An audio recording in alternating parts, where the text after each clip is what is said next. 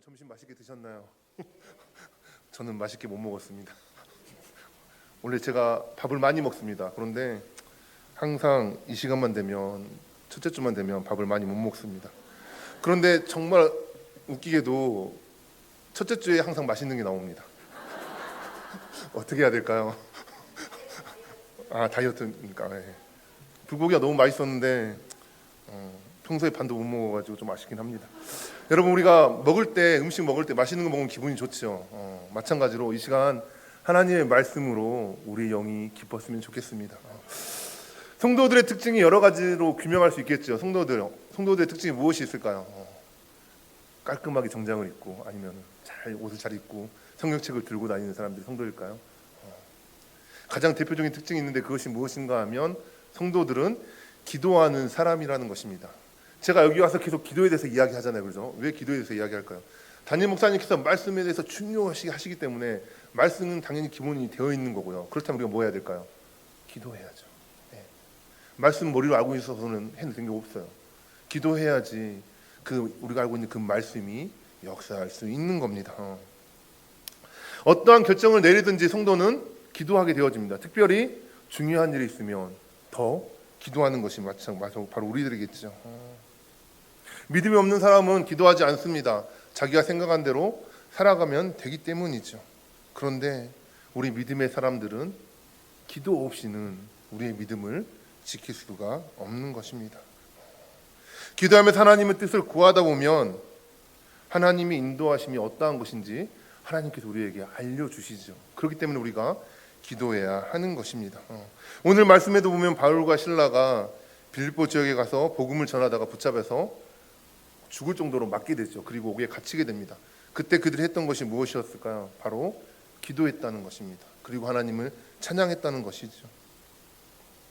그때 어떻습니까? 옥문이 열리고 그들이 차고 있던 쇠사슬이 풀리는 역사가 일어나게 되죠. 그리고 오늘 간수의 집이 구원받았다고 오늘 말씀에서 이야기하고 있습니다. 이것은 참으로 놀라운 기적입니다. 오늘 본문을 통해서 하나님이 하시는 일들을 우리는 보게 됩니다. 하나님은 인간의 방법을 초월하여서 일하시죠. 그리고 사람이 전혀 예측할 수 없는 방법으로 일하십니다. 그리고 결국은 성도를 승리하게 하시는 것이죠. 우리 동산교회 성도님들도 기도함으로, 말씀 의지함으로 하나님의 일하심을 바라보시고 승리하시는 성도님들이 될 수 있기를 바랍니다. 네, 설교 다 마쳤습니다. 이게 오늘 그건데 좀 더 자세하게 알아보도록 하겠습니다. 바울과 실라는 원래 아시아에서 전도하기를 원했습니다. 그들이 계획했지요. 아시아에서 더 많은 곳에 가서 복음을 전하고 사람들에게 예수 그리스도를 전하겠다고 계획을 했습니다. 그런데 아시아로 가려고 하는 바울과 실라를 성령이 막았습니다. 이유도 설명해 주지 않으시고 그냥 막았다고 이야기하고 있습니다. 6절입니다. 성령이 아시아에서 말씀을 전하지 못하게 하시거니라고 말하고 있습니다. 그러자 그들이 어떻습니까? 부르기아와 갈라디아 땅으로 다녀 다시 비두니아로 가려고 했습니다. 그런데 오늘 말씀해 보니까 예수님의 영이 허락하지 않았다고 이야기하고 있습니다. 바울과 실라는 결국 아시아로 가지 못했습니다. 사람이 아무리 좋은 계획을 할지라도 하나님께서 인도하시지 않으면, 허락하시지 않으면 이루어지지 않게 되는 것과 마찬가지시죠. 바울과 실라의 그 계획이 악한 것이었습니까? 아니었습니다. 선한 것이었습니다. 예수 그리스도를 전하기 위해서, 고난을 겪으면서도 복음을 전하기 위해서 그들이 그런 계획을 한 것이었죠. 그러나 하나님께서 막으셨습니다. 하나님의 뜻과 맞지 않으면 길이 열리지 않습니다. 내 생각과 계획대로 되지 않더라도 하나님의 뜻이 이루어지는 것이라면 우리는 기쁘게 순종해야 하는 것입니다.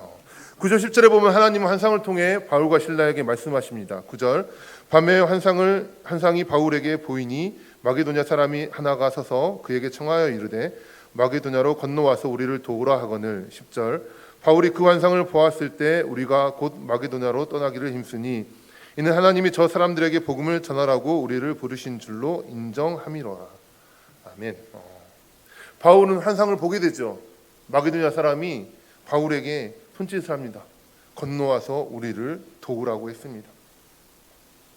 바울은 그 환상을 통해서 하나님께서 그리로 가라고 부르시는 사인님을 깨닫고 방향을 바꾸게 되어지는 것이죠. 그 결과 어떻게 됩니까? 복음이 더욱 확산되게 되어집니다. 주님이 인도하신다면 따라가야 하는 것이 마땅히 성도로서 해야 될 일이겠죠. 비록 힘들어도 순종해야 열매가 있는 것입니다. 바울이 형이 마게도냐로 간 것은 그냥 가서 전한 것이 아니라 그것으로 인해서 세계의 역사가 뒤바뀌어지게 되어진 것이죠. 하나님의 은혜가 방향을 바꾸어 새로운 길을 열어주신 것입니다. 바울이 형은 마게도냐로 가서 처음으로 빌립보에 가게 됩니다. 그곳에서 한 여인을 만나지요. 루디아라는 여인을 만나 복음을 전하고 주께서 루디아의 마음을 열어주셔서 복음이 들려지게 하십니다. 그리고 루디아와 그 집의 사람들이 모두 예수님을 영접하게 되어집니다. 그리고 세례를 받게 되죠. 유럽 전도에서 첫 열매가 맺어지는 순간입니다. 그리고 그곳에서 점치는 여자를 만나게 되죠. 바울이 어떻게 합니까? 그 애를 가히 여기는 마음으로 귀신을 내쫓고 여종의 병을 고쳐 주었습니다. 정말로 놀라운 기적이 일어난 것이죠. 놀라운 하나님의 역사들이 일어나고 있습니다. 그런데 그 여종의 주인들은 그것을 달가워하지 않습니다. 여종으로 인해서 취했던 모든 재물들이 이제는 없기 때문이죠. 여종을 고쳐준 것에 대해서 감사하지 아니하고 바울과 시라를 잡아서 시장에 몰아놓고 그들을 고소하며 누명을 씌우게 됩니다. 20절에 보니까 우리 성을 심히 요란하게 한다고 하고 21절에 로마 사람이 우리가 받지도 못하고 행하지도 못한 풍속을 전한다는 이유로 사람들을 순동하며 큰 소동을 일으켰습니다. 이것은 모두 거짓말이죠. 그런데 사람들은 그 거짓말을 듣고 따르게 됩니다. 22절, 23절입니다. 무리가 일제히 일어나 고발하니 상관들이 옷을 찢어 벗기고 매로 치라 하여 많이 친 후에 옥에 가두고 관수가 명하여 든든히 지키라 하니 라고 말하고 있습니다. 무리가 일제히 일어나서 바울의 여행을 대적합니다. 바울과 시라는 변명할 기회도 얻지 못하고 남포가 무리로부터 유혹과 협박을 당하게 되죠. 그리고 또 어떻습니까? 관리들로부터 매질을 당하게 됩니다. 정식으로 재판을 하지도 않은 채로 옷을 찢어 벗기고 치라고 명령하여 많이 쳤다고 오늘 이야기하고 있습니다. 유대인의 법에는 매를 칠 때 40대를 넘어서 치지 못하게 되어 있습니다. 40대까지만 허락했죠. 그런데 하나 둘 세다가 혹시 잘못 세워서 40을 넘을까 봐 유대인들은 39대까지만 치게 했죠. 그런데 이들은 이방인들입니다. 그래서 자비가 없는 것이죠. 어쩌면 죽기 직전까지 맞았는지도 모르겠습니다. 이렇게 치고는 바울과 실라를 옥에 가둡니다. 옥에 가두기만 했습니까? 24절입니다. 그가 이러한 명령을 받아 그들을 깊은 옥에 가두고 그 발을 차고에 든든히 채웠더니 일반 감옥이 아니라 안쪽에 있는 깊은 감옥에 가두었다고 이야기하고 있습니다. 그리고 발에 차고를 채웠다고 말합니다. 여러분 사극 보시면 우리나라 사람들이 뭘 차고 있죠? 칼을 차고 있잖아요, 그죠? 아시나요, 그거? 그거 차고 있으면 어떻게 하나요? 앉을 수 있나요? 앉을 수는 있겠지만 어렵겠죠, 그죠? 누울 수 있나요? 못 눕죠. 차고도 마찬가지입니다. 차고를 발에 채우면 우리가 생각하기에 그냥 쇠사슬을 그냥 채워놨다 싶겠는데 그게 아니라 움직일 수 없습니다. 그렇게 묶어 놓은 거죠. 그리고 간수들을 시켜서 지키라고 말하고 있습니다. 흉악한 죄인이나 위험한 인물을 대하듯이 바울과 실라를 대한 것이죠. 얼마나 억울한 일이었겠습니까? 바울과 실라가 한 것이라고는 불쌍한 그 여인을 도와준 것뿐인데 단지 복음을 전하다가 이러한 박해를 받게 된 것이죠. 점치는 여종에게 귀신을 쫓아내어주고 고친 것이 전부입니다. 선한 일을 향하고 남을 도와주었는데 이런 일을 당하게 되었으니 얼마나 억울하고 견디기 힘들었을까요? 그리고 그뿐 아니라 내일 자기들의 상황이 어찌 될지 한 치 앞도 알 수 없는 상황 가운데 놓여졌던 것입니다. 그런데 이때 바울과 실라가 한 것이 있습니다. 25절입니다. 한밤중에 바울과 실라가 기도하고 하나님을 찬송하며 제수들이 듣더라. 여기서 한밤중이라는 말은 시간적으로도 정말로 깊은 밤, 정말 시간이 많이 지난 밤이 되겠죠. 깜깜하고 아무것도 보이지 않는 깊은 밤을 의미합니다. 영적으로는 죄악의 깊은 밤, 환란의 깊은 밤을 의미하기도 합니다. 그런데 이 한밤중에 어떠한 일들이 일어납니까? 바울과 실라가 기도하고 찬송했다고 말하고 있습니다. 여러분, 그 심한 고통과 무서운 가운데서 어떻게 기도할 수 있을까요? 어떻게 찬송할 수 있을까요? 여러분, 아프면 기도가 나옵니까? 여러분, 막 죽게 생겼는데 찬송이 나오나요? 쉽지 않죠. 원망할 수밖에 없고 낙심할 수밖에 없는 상황입니다. 앞에서 말씀드린 대로 바울과 실라가 원해서 빌립보에 온 게 아니었죠. 마게도냐로 온 게 아니었죠. 바울과 실라는 아시아에서 전하고 싶었지만 성령께서 막으셨고 이곳에 오게 하셨는데 성령의 지시대로 순종했더니 그들이 지금 감옥에 갇혀 있는 겁니다. 그것도 죽기 전까지 맞은 상태로 말입니다. 보통 사람 같으면 저였으면 이렇게 말했을 것 같아요. 주님, 이게 뭐냐고. 내가 그러니까 딴 데 간다고 하지 않았냐고. 왜 나 여기 오게 해가지고 이렇게 죽을 정도로 아프게 하시고 나를 이 감옥 가운데 홀로 버려두시냐고 원망했을지도 모르겠습니다. 그런데 오늘 말씀에 뭐라고 이야기합니까? 바울과 실라는 기도하고 찬송했다고 말하고 있습니다. 바울과 실라는 감옥을 기도실로 만들었습니다. 예배실로 만든 것이죠. 악한 마귀가 사람들을 선동하여 소동일으키고 바울과 실라를 핍박하게 만든 이유가 무엇일까요? 그들을 낙심시키기 위함이었죠. 원망하고 불평하게 만들기 위함이었습니다. 그들에게 복음을 전하지 못하게 하기 위함이었습니다. 그러나 바울과 실라는 기도하고 찬송함으로 승리할 수 있었습니다. 환난으로도 핍박으로도 사슬과 결박으로도 채찍으로도 감옥으로도 바울과 실라의 전도 열정을 막을 수 없었습니다. 우리의 삶 가운데도 기도와 찬송이 살아날 수 있기를 원합니다. 그렇다면 어떠한 환난 가운데서도 늘 감사하며 우리는 승리할 수 있을 것입니다. 바울과 실라가 기도하고 찬송할 때 한 가지 중요한 사실이 있습니다. 그들이 기도하고 찬양할 때 오늘 제수들이 들었다고 이야기하고 있습니다. 한밤중에 바울과 실라가 부른 찬송이 감옥 안에 울려 퍼졌습니다. 제수들도 마땅히 그 찬송을 들었겠지요. 그러면 그들은 그 찬송을 들으면서 무슨 생각을 했을까요? 저 같으면 너무나 두려웠을 것 같습니다. 저들은 어떻게 저럴 수가 있지? 매를 맞고 이 흉악한 감옥에 들어와서 박해와 고통을 받으면서도 어떻게 저렇게 찬송을 부를 수가 있을까 하는 마음에 그들의 마음 가운데 감동이 있지 않았을까요? 정말 이 사람들은 보통 사람이 아니구나 하는 걸 느끼지 않았을까요?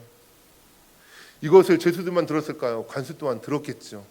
간수 마음 가운데서도 이 사람은 보통 사람이 아니구나 하는 생각을 했을 것입니다. 26절입니다. 이에 갑자기 큰 지진이 나서 옥토가 움직이고 문이 곧 다 열리며 모든 사람의 매인 것이 다 벗어진지라 했습니다. 보통 어느 곳인지 감옥은 어떻습니까? 정말로 튼튼하게 짓죠. 왜 그렇습니까? 혹시 모르는 죄수들의 탈옥을 막기 위해서, 아니면 외부로부터의 공격을 막기 위해서 감옥은 그 어떠한 건물보다도 튼튼하게 짓습니다. 또 어떻습니까? 잠금 장치를 2중, 3중으로 하죠. 벽을 치고 철조망을 하고 전기까지 흐르게 하고 그것을 막 지키고 그렇게 하는 것이죠. 그런데 오늘 지진이 일어났다고 말하고 있습니다. 단순히 일어난 지진이 아닙니다. 지금도 세계 곳곳에서는 많은 지진들이 일어납니다. 우리가 경험해 봤듯이 얼마 전에도 튀르키예에서 큰 지진이 일어났고 건물들이 무너지고 많은 사람들이 죽었죠. 일반 자연적인 지진은 일어나게 되면 어떻습니까? 건물의 모든 벽이 무너지고 사람이 깔려 죽게 되죠. 그런데 오늘 말씀은 어떻습니까? 지진이 일어났는데 건물이 무너지는 것이 아니라 옥토가 움직이고 문이 열리고 모든 사람들의 매인 것이 다 벗겨졌다고 이야기하고 있습니다. 이것이 바로 하나님의 역사인 것이죠. 자연적인 지진이 아니라 하나님께서 일하셨기에 이러한 일들이 이루어진 것입니다. 바울과 실라가 기도하고 찬양할 때 하나님께서 놀라운 기적의 역사를 이루어 주신 것입니다. 여러분께 한 가지 말씀드리고 싶습니다. 우리도 깊은 감옥과 같이 갇힌 바울과 같이 답답한 일을 만날 때가 있습니다. 때로는 우리가 처한 환경이 감옥 같다고 느껴질 때도 있죠. 그럴 때 기도할 수 있는 성도님들이 될 수 있기를 원합니다. 찬송할 수 있는 우리 성도님들이 될 수 있기를 원합니다. 고난 중에 하는 기도와 찬송, 하나님을 감동시킵니다. 고난 중에 기도와 찬송은 사람들을 감동시킵니다. 고난 중에 기도와 찬송은 우리에게 승리를 가져다 줍니다. 바울과 실라는 기도와 찬송으로 원수들을 굴복시켰고, 바울과 실라는 기도와 찬송으로 무서운 시험을 이길 수 있었습니다. 바울과 실라는 기도와 찬송으로 감옥의 문을 열었습니다. 기도와 찬송은 예배 시간에만 부르는 것이 아닙니다. 기도와 찬송은 교회에서만 와서 하는 것이 아닙니다. 집에 가서도, 우리 가게에서도, 운전하면서도, 심지어 감옥에서도 항상 부르짖어야하고 불러야 할 것입니다. 지진이 나고 나서 옥문이 열리고 나자 죄수들이 세상에 다 풀렸죠. 지키고 있던 간수가 자다가 깨워서 깜짝 놀랐습니다. 왜 그럴까요? 다 도망간 줄 알고 이제 어떻게 해야 되나 하면서 자결을 하려고 하죠. 왜 그렇습니까? 그 당시에 죄수를 지키지 못하면 그 책임은 간수에게 있었기 때문입니다. 사도행전에 보면 베드로가 이러한 비슷한 경험을 하게 됐죠. 감옥에 갇혀 있었는데 문이 저절로 열리고 베드로가 나오게 되는 사건이 나옵니다. 사도행전 12장 19절에 보면 헤롯이 파수꾼을 신문하고 죽이라고 명령하죠. 그 당시의 법은 파수꾼이나 간수들이 죄수들을 지키지 못하면 그와 똑같은 형벌을 당하거나 죽임을 당하는 것이 법이었기 때문입니다. 그렇기 때문에 이 간수가 이제 더 수치를 당하느니 차라리 내가 자결하자 하고 행동으로 결했던 것입니다. 그때 바울이 그의 소리질러 말합니다. 내 몸을 상하게 하지 말라.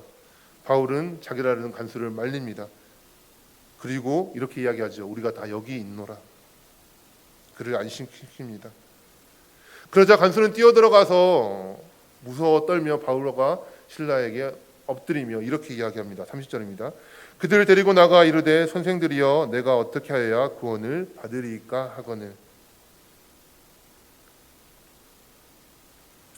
간수에게는 지진으로 인해서 이 기적이 일어났다는 것보다도 바울과 실라를 두려워하고 있는 것이죠. 그들이 찬양하는 것을 봤고 기도하는 것을 봤고 지진이 일어나는 것을 봤죠. 그 상황 가운데서 저들은 도대체 누구인가? 저들이 찬양하는 그 하나님은 누구인가? 그가 느꼈던 것이죠. 그래서 그가 이렇게 고백했던 것입니다. 선생님들이여 내가 어떻게 하여야 구원을 얻으리까? 바울이 이때를 놓치지 않고 전도합니다. 31절입니다. 이르되 주 예수를 믿으라 그리하면 너와 네 집이 구원을 받으리라 하고. 그날 밤에 간수는 바울이 증거하는 예수님을 자기의 주님으로 영접합니다. 주 예수를 믿으라, 이것은 무엇을 의미하는 것일까요? 자기 인생의 주인을 바꾸라는 이야기입니다. 간수는 지금까지 로마의 관료로 살았습니다. 간수에게 있어서 주인은 누구입니까? 바로 로마의 황제이죠. 지금까지 로마의 관리의 주인은 로마의 황제입니다. 그들은 로마의 황제를 자기네 주인으로 모시고 살았는데 이제 바울이 말하기를 진짜 주인은 로마의 황제가 아니라 예수 그리스도인 것을 받아들이라고 말하고 있는 것이죠. 예수님을 믿는다는 것은 무엇일까요? 내가 누구를 주인으로 삼고 있느냐를 의미합니다. 지금까지 내가 주인이었고 내가 추구하고 따라가는 것들이 내 주인이었다면 이제는 예수님이 내 주인이 되어주시고 그것을 받아들이고 고백하는 것이 예수님을 믿는다고 하는 것이라는 것입니다. 오늘날 많은 사람들은 돈과 성공과 출세를 우상으로 여기고 살아갑니다. 그리고 그것들을 위해서 그것들을 주인으로 모시며 살아가죠. 그러나 예수님을 믿는다는 것은 이러한 것들은 아무것도 아닌 게 되어집니다. 내 삶의 주인은 오직 예수 그리스도이십니다. 이렇게 고백하고 예수 그리스도를 따라 살아가는 것이 바로 주 예수 그리스도를 믿는 것입니다. 바울은 왜 이런 고백을 하라고 했을까요? 왜냐하면 예수님만이 우리의 인생의 진정한 문제를 해결하실 분이시기 때문이죠. 우리 인생의 문제도 예수님만 제대로 믿으면, 예수님만 제대로 만나게 된다면, 예수님이 내 인생의 주인이 되어주신다면 해결되어지는 것입니다. 신방을 하면서 많은 기도 제목들을 듣게 됩니다. 건강을 위해서, 우리의 신앙을 위해서, 자녀들의 앞날을 위해서 부모님들 열심히 기도하고 계시는 거 다 알고 있습니다. 그런데 우리 자녀들도 예수님만 잘 믿게 된다면, 예수님을 주인으로 섬기기만 한다면, 우리가 경제적인 유산을 남겨주지 않아도 하나님이 알아서 채워주시고 늘 형통하게 될 것입니다. 그 밤에 아주 놀라운 일들이 일어났습니다. 지진이 일어나고 옥문이 열리고 간수는 죽으려고 했다가 다시 살아나게 되고, 그리고 간수가 예수님을 믿게 되는 놀라운 상황들이 이루어지게 되죠. 그런데 그 가운데서, 이런 상황 가운데서 간수에게는 몇 가지 상황이 나타나게 되어집니다. 변화가 일어납니다. 첫 번째로 변화는 자기 집안의 모든 사람들에게 말씀을 다 듣게 했습니다. 32절입니다. 주의 말씀을 그 사람과 그 집에 있는 모든 사람들에게 전하더라. 예수님을 믿고 구원받았다고 하는 것에 만족하지 않고 그 말씀을, 그 구원을 집안 모든 사람들에게 전했다는 것이죠. 여러분, 우리가 신앙을 바로 지킬 수 있는 것은 무엇인가 하면 매 순간순간 말씀을 듣고 읽고 그 말씀대로 살아갈 때 가능합니다. 자만 하실지 모르겠어요. 내가 지금까지 신앙생활 해온 게 40년인데 평생을 해왔는데 내가 이런 거에 무너지겠냐고 자랑할지 모르겠습니다. 하지만 넘어집니다. 말씀에 바로 세워지지 않으면, 말씀 제대로 붙잡지 않으면 넘어질 수밖에 없는 것이죠. 이 간수가 구원받고 나니까 그 감격에 자기의 가족들에게 복음을 전하는 놀라운 변화가 이루어집니다. 두 번째로 그에게 나타난 변화는 바울을 불쌍히 여겨서 맞은 자리를 치료해 주었다고 오늘 말하고 있습니다. 33절입니다. 그 밤 그 시각에 간수가 그들을 데려다가 그 맞은 자리를 씻어주고 자기와 그 온 가족이 다 세례를 받은 후라고 말하고 있습니다. 바울은 감옥에 들어갈 때 죽기 직전까지 맞았죠. 그리고 들어갔죠. 누가 치료해 주지 않았습니다. 피를 흘리고 있었을 거고 상처가 심했겠죠. 어쩌면 제대로 누울 수 없을 정도라 아팠을 겁니다. 그러나 간수로 있을 때에는 그것이 눈에 들어오지 않았습니다. 왜냐하면 이곳에 들어오는 사람들은 다 그렇거든요. 뭐 잘못했으니까 맞았겠지, 너무 흉악한 죄를 저질렀으니까 그렇게 당했겠지, 당연한 것이었습니다. 그러나 은혜를 받고 나니까 어떻습니까? 그 바울과 실라의 매맞은 상처가 너무 안쓰럽게 여겨지는 겁니다. 은혜를 받고 나니까 간수와 죄수와의 그 사이가 아니라 믿음 안에 한 형제가 되었고 그 상처를 불쌍히 여기는 마음을 갖게 되어진 것입니다.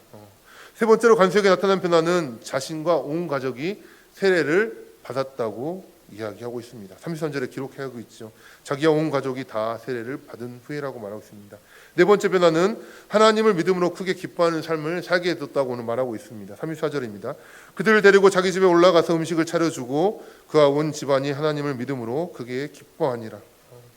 그 집에 믿음으로 교제와 기쁨이 충만했습니다. 여러분, 교회에 모이면 정말 기뻐해야 되지 않을까요? 교회에 모이면 우리 얼굴 가운데 막 웃음이 넘쳐나고 너무 기뻐서 기쁨이 충만해서 막 날뛰고 막 그래야 되지 않을까요? 믿는 사람들 은혜 받고 예배드리고 교제하는데 왜 마음이 아파야 하고, 왜 상처가 돼야 하고, 왜 힘들어야 할까요? 오늘 오신 분들은 교회 오실 때 다 기쁘시죠? 아멘 하셔야 됩니다. 기쁘시죠? 성도님들 만날 때 은혜가 넘치십니까? 네, 맞습니다. 우리 동산교회 모든 성도님들은 믿음으로 하나님의 충만한 교제와 기쁨이 충만하시기를 바랍니다. 예수님 믿으면 우리 가운데 기쁨이 충만할 수 있습니다. 악한 마귀는 바울과 실라가 전도하는 것을 방해하려고 했지만 하나님은 그것을 선으로 바꾸셔서 더 큰 구원의 역사를 이루셨습니다. 감옥 안에서도 전도의 문이 열리게 하셨죠. 구원의 문이 열렸습니다. 하나님의 은혜와 능력이 나타나는 현장이 바로 그 감옥 안이 되었던 것이죠. 구원받은 사람이 간수와 간수 가족뿐만이었을까요? 아마도 몰라도 이 소식이 빌립보 온 시내에 퍼졌을 겁니다. 지난밤에 지진이 일어났는데 건물이 무너지지 않고 감옥 문이 열리고 그들의 매였던 것이 풀리고 그들이 도망가지 않았다고. 근데 그 사람이 전하는 예수님이 있는데 그분을 믿으면 구원받는다고. 이런 소문이 퍼지지 않았을까요? 놀라운 구원의 역사가 일어났겠죠. 어떻게 해서 이런 변화가 일어났습니까? 그것은 바로 하나님의 은혜와 능력입니다. 하나님께서 처음에 마게도냐로 가라고 하실 때 가려고 하셨기 때문에 좋은 일만 있을 줄 알았죠. 그런데 옥에 갇히는 나쁜 일들이 있었죠. 그런데 그것을 통해서도 하나님은 역사하셨고 그 사건을 통해서 그 빌립보 지역에 복음의 물결이 일어나게 하셨습니다. 물론 바울과 실라가 기도와 찬송했기 때문에 하나님께서 그 은혜를 부어주신 것이죠. 기도와 찬송에는 이런 놀라운 은혜와 능력이 있습니다. 이것이 하나님께서 바울과 실라를 마게도냐로 가게 하신 이유였습니다. 그렇다면 여러분께 한번 묻고 싶습니다. 신약 시대에는 이러한 일들이 일어났어요. 그렇죠? 말씀을 전하면, 복음을 전하면 사람들이 그것을 믿고 나와왔어요. 그렇죠? 예수님 믿었어요. 세례를 받았어요. 그리고 함께 기뻐하고 함께 성도가 되어주고 그랬어요. 그렇다면 우리가 살아가는 이 시대에도 이러한 역사는 일어날까요? 아까도 말했듯이 제가 신방을 다니다 보니까 많은 성도님들이 기도하세요. 믿지 않는 남편을 위해서, 믿지 않는 아내를 위해서, 믿지 않는 자녀들을 위해서, 부모님을 위해서 기도합니다. 그러면서 하루속히 믿게 해달라고, 예수님 영접하게 해달라고 기도하는데 우리 가족에게도 이러한 역사가 일어날까요? 이거에 대해서 너무 이렇게 의기소침하면 안 돼요. 하셔야 돼요. 믿으시나요? 네. 제가 제 이야기 하나 하고 마치도록 하겠습니다. 저는 모태신앙은 아닙니다. 어머니가 처녀 때는 결혼하기 전에는 이제 믿으셨지만 믿지 않는 유교적인 집안에 오셔가지고 신앙을 버리셨어요. 네, 누나를 낳고 저를 낳고 이제 한 제가 3살 때쯤에 분가를 하시고 나오시면서 어머니가 결심을 하셨어요. 그래서 제가 5살 때 어머니가 이제 저와 저희 누나와 제 동생 여동생을 데리고 교회에 나가셨습니다. 그리고 얼마 있지 않아서 아버지를 전도하셨어요. 그래서 저희 가정은 5 식구는 다 예수님을 믿게 되었습니다. 그래서 지금까지 오게 된 거고요. 제가 막 자라면서 정말 부러웠던 게 한 가지 있습니다. 제 친구 집을 정말 부러워했는데 제 친구를 부러워했는데요. 6학년 때였던 것 같습니다. 친구가 오늘하고 똑같은 날이었어요. 이렇게 주일날 11시 예배를 마치고 우리가 어디로 가죠? 식당으로 가죠. 그래서 저도 식당으로 가는데 저는 그냥 저 혼자 가고 있었거든요. 근데 친구가 할아버지 할머니 손을 잡고 부모님하고 같이 식당으로 가는 거예요. 그 뒷모습을 보는데 너무나 부러운 거예요. 그래서 제가 6학년 때부터 기도를 했습니다. 하나님, 3대가 하나님을 믿는 가정이 되게 해달라고. 3대가 함께 손을 잡고 교회에 나오는 가정이 되게 해달라고 기도했어요. 그러면서 생각하기를 제가 생각이 뭘 생각했냐면 3대의 그 정의를 어떻게 내렸냐면 아버지가 믿고 내가 믿으니까 제가 빨리 결혼해가지고 아들을 낳아서 3대가 되게 해주세요. 그렇게 기도를 했어요. 그러면서 제가 하나님 이거 제가 20년 동안 기도할게요. 그랬거든요. 왜냐면 20년 정도 되면은 그때가 13살이었으니까 내가 30 되기 전까지는 결혼하겠지. 그 마음으로 기도했습니다. 근데 20년이 돼도 제가 결혼을 못했어요. 25년 되고 나서 결혼했거든요. 그런데 20년 정확하게 20년 뒤에 어떠한 일이 일어나냐면 할아버지로부터 전화가 옵니다. 아버지가 전화를 받았는데 할머니가 넘어난 것 같다고 뭐라고 막 중얼거리는데 너무 무섭다고 아버지가 급하게 달려가요. 할머니 집에 가니까 할머니가 집에 뒤인 텃밭에서 열심히 김을 메고 계셨거든요. 아버지가 막 다가가는데 막 중얼중얼 하시는 거라서 아버지도 순간 철렁하셨대요. 어떻게 해야 되지? 요양원에 가야 되나 병원 가야 되나 막 고민하셨대요. 자세히 가서 들어보니까 노래를 하시고 계셨대요. 더 자세히 들어보니까 찬송가를 부르고 계신 거예요. 그 찬송가 제목 나중에 알려드릴 텐데 1절부터 4절까지 부르고 계셨대요. 그래서 아버지가 너무 궁금한 거였어요. 왜냐면은 할머니는 교회에 가보신 적이 없어요. 할머니는 글도 모르세요. 읽을 줄도 모르시고 쓸 줄도 모르세요. 그래서 어머니한테 물어봤어요. 어머니는 글 읽거나 쓸 줄 모르시잖아요. 그래. 그 어머니 교회 가신 적도 없잖아요. 그렇지. 근데 지금 어머니가 부르시는 거 보니까 이게 찬송가인데 이거 어떻게 하시냐고 그 말씀을 하신 거예요. 그랬더니 할머니가 했던 말이 있습니다. 어렸을 때 집 밖에서 동무들하고 막 놀고 있는데 한 여자가 막 동네를 다니면서 이 찬양을 불렀다는 거예요. 막 불렀는데 너무 목소리가 좋아가지고 막 계속 들었다는 거예요. 듣고 막 다른 데 듣다가 그 여자가 마지막에 한 말이 뭐냐면 예수 믿고 구원받고 천국 가라고. 그게 70년 전의 일입니다. 그게 어느 날 갑자기 그게 떠올랐다는 거예요. 그래서 며칠 전부터 계속 그걸 부르고 계신다는 거예요. 그래서 아버지가 순간 이때가 기억이 나고 할머니에게 예수님에 대해서 이야기를 합니다. 우리는 죄인이고 예수님이 우리 죄를 위해서 이 땅 가운데 오셨고 십자가에서 죽으셨고 우리 죄를 사해 주셨다고. 그래서 아까 그 말이 뭐냐면 예수님을 믿으면 우리가 천국 갈 수 있다, 구원받을 수 있다, 그렇게 한 겁니다. 그리고 그 주에 할아버지 할머니를 데리고 그 시골 교회를 가십니다.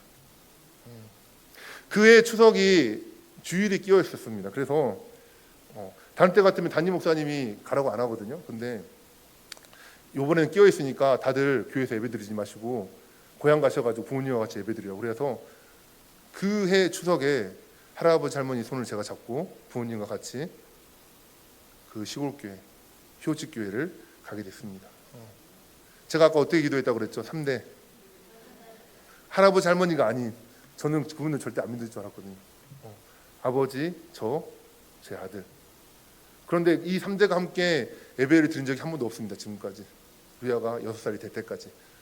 사역하다 보니까 주일날을 빌 수가 없으니까요. 그런데 하나님이 이렇게 놀라운 방법으로 일하십니다. 오늘 바울과 실라가 옥에 갇혔지만 그 기회를 통하여서 빌보 가운데 복음이 전하게 하셨던 것처럼 하나님은 놀라운 방법으로 일하십니다. 여러분 참 궁금하지 않으세요? 그 70년 전에 우리 할머니에게 복음을 전했던 그 여자가 누군지? 저 깜짝 놀랐습니다. 제가 궁금해서 한번 할머니의 고향을 한번 수소문해 봤어요. 할머니 고향이 어디냐면 전라남도 신안군 증도입니다. 70년 전에 증도에서 예수님 믿으라고 외쳤던 그 여자 전도사님, 문중경 전도사님이셨습니다. 놀랍죠? 한 사람의 영혼을 구원하기 위해서 하나님께서 그렇게 씨를 뿌리게 하신 겁니다. 저희 할머니는 그 이후로 3년 동안 사시다가 초천하셨습니다. 결국에는 치매도 오셨어요. 부르셨던 그 1, 2, 3, 4절의 찬송가를 다 잊어버리셨습니다. 그런데 마지막 한 절, 그 4절은 잊어버리지 않으셨습니다. 영상 한번 보여주십시오. 잘 안 들릴 겁니다. 들려보십시오.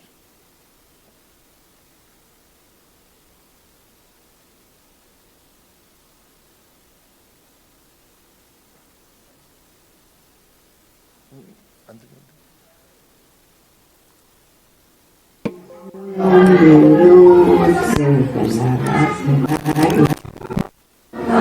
끝단을 가는데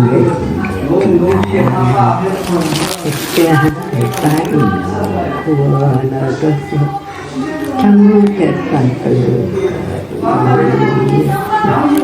이승으로 생각나서 이승으로 생각하고 나를 한국에서 와서 산장으로 이렇게까지.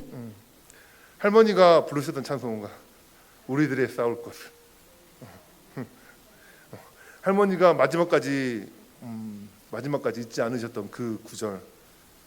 죄악 중에 빠진 사람 죄를 뉘우쳐 십자가에 달린 예수 믿기만 하면 위태한 데 빠진 영혼 구원 얻어서 천국 백성 될 것임일세. 일심으로써 힘써 나가세. 일심으로써 힘써 싸우세. 마귀들의 군사들과 힘써 싸워서 승전고를 흘리기까지. 할머니는 이 찬양을 부르시고 일주일 뒤에 소천하셨습니다. 그런데 이 찬양 뒤에 녹음 안 됐는데 어떤 말을 하시는가 하면 나는 예수 믿고 천국 간다. 너희도 예수 믿어라. 이게 마지막 유언이었습니다. 그의 자녀들과 그의 손주들에게 이렇게 이야기하고 가셨죠. 세상에는 우리가 이해할 수 없는 많은 일들이 일어납니다. 마귀의 역사는 간약하지요. 생명을 살리고 선을 행하는 하나님의 자녀들을 박해하기도 하고 죽이려고도 합니다. 그러나 두려워하거나 낙심하지 마시기 바랍니다. 하나님은 지금도 살아계시고 역사하십니다. 하나님께서 하시는 일은 우리의 상상을 초월합니다. 인간의 지각에 뛰어난 방법으로 크고 놀라운 일들을 행하십니다. 하나님은 결코 실패하지 않으십니다. 그리고 우리 성도들의 기도를 들으신다는 사실을 늘 기억하십시오. 하나님은 찬송 중에 거하십니다. 그리고 기도하고 찬송하는 자들에게 기적을 베풀어 주십니다. 오늘 바울과 시를라가 기도와 찬송함으로 하나님의 역사하심을 바라봤던 것처럼 우리 성도님들도 그러한 것들을 바라봄으로 승리하신 성도님이 될 수 있기를 원합니다. 이 시간에 오늘의 말씀이 여러분에게 위로가 되기를 원합니다. 만약에 우리 가정 가운데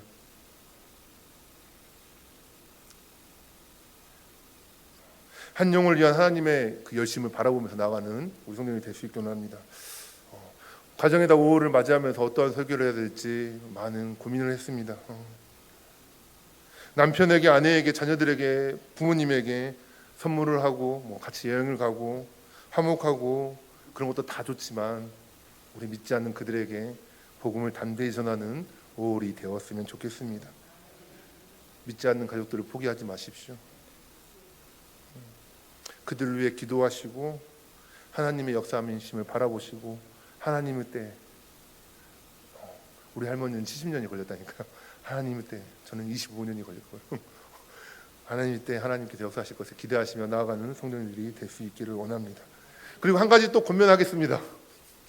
여러분, 매주 목요일 오후 2시 함께 만나기를 원합니다. 그 70년 전에 한 여인의 외침이 한 영혼과 한 가정을 구원했던 것처럼 바울과 실라의 그 외침이 간수와 그 가정을 구원했던 것처럼 여러분의 그 외침이 한 사람의 영혼을, 한 가정을 구원할 수 있습니다. 목요일 오후 2시 다 나오시는, 그래서 함께 복음을 전할 수 있는 우리 성도님들이 될 수 있기를 원합니다. 아멘 하신 분들 다 봤습니다. 이번 주에 함께 만나기 원합니다. 기도하겠습니다. 기도하기 전에 한 가지 우리 같이 함께 외치겠습니다. 31절 한번 같이 읽고 마치도록 하겠습니다. 주 예수를 믿으라. 그리하면 너와 내 집이 구원을 받으리라. 기도하겠습니다. 은혜가 풍성하신 하나님 아버지, 늘 우리를 사랑하시고 우리의 생각보다, 우리의 기도보다 늘 좋은 것으로, 늘 선한 것으로 인도해 주신 하나님을 알게 하여 주시니 감사합니다. 우리가 고난 중에 있다면 하나님께 기도하고 찬송함으로 그것을 이겨내게 하여 주시고, 우리 가운데 믿지 않는 가족들로 인해서 아파하고 있다면 하나님 그들을 불쌍히 여기시고 하나님의 때에 하나님의 방법으로 구원하여 주시옵소서. 포기하지 않게 하여 주시고 오늘 또 담대히 나아가 그들을 예수 그리스도의 사랑으로 품고 하나님의 역사하심을, 살아계심을 우리의 삶으로 보여줄 수 있도록 우리에게 지혜를 주시고 은혜를 부어 주시옵소서. 예수님의 이름으로 기도합니다. 아멘.